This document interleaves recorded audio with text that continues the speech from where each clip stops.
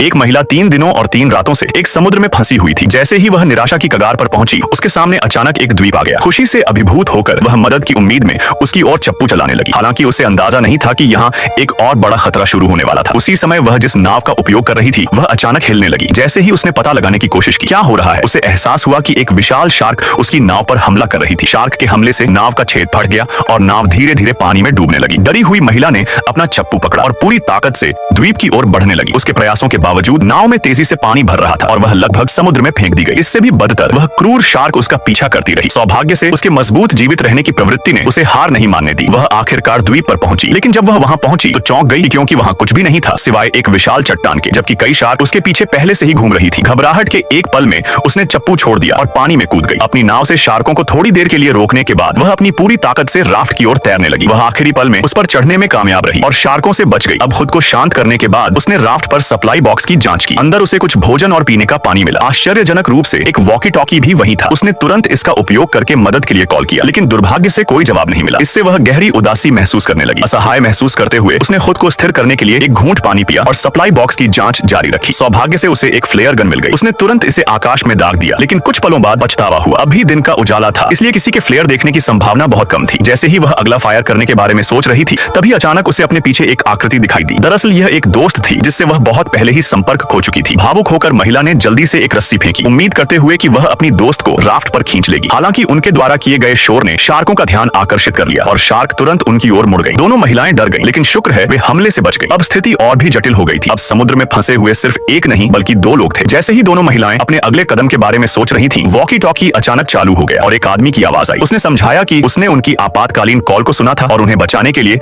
उनकी जगह पर आ रहा है। महिलाओं को तुरंत राहत महसूस हुई और उम्मीद की एक किरण दिखाई दी। अप्रत्याशित रूप से शार्कों के बारे में जानने के बाद पुरुषों ने महिलाओं को तुरंत बचाने के बजाय पहले उनसे सामना करने का फैसला किया। महिलाओं ने खतरे का एहसास होने पर उन्हें चेतावनी देने की कोशिश की, लेकिन तब तक बहुत देर हो चुकी थी। एक विशाल ग्रेट व्हाइट शार्क ने अचानक उनकी नाव पर टक्कर मारी। पुरुषों में से एक ने अपना संतुलन खो दिया और सीधे समुद्र में गिर गया। उसके साथी ने उसे मदद करने के लिए हाथ बढ़ाया, लेकिन एक शार्क ने पानी से उछलकर उसकी बांह को साफ काट लिया, जिससे उसने अपना संतुलन खो दिया और वह भी महासागर में गिर गया। अंत में शार्कों ने दोनों पुरुषों को जल्दी से खा लिया और लड़कियों का एकमात्र बचने का मौका हाथ से चला गया।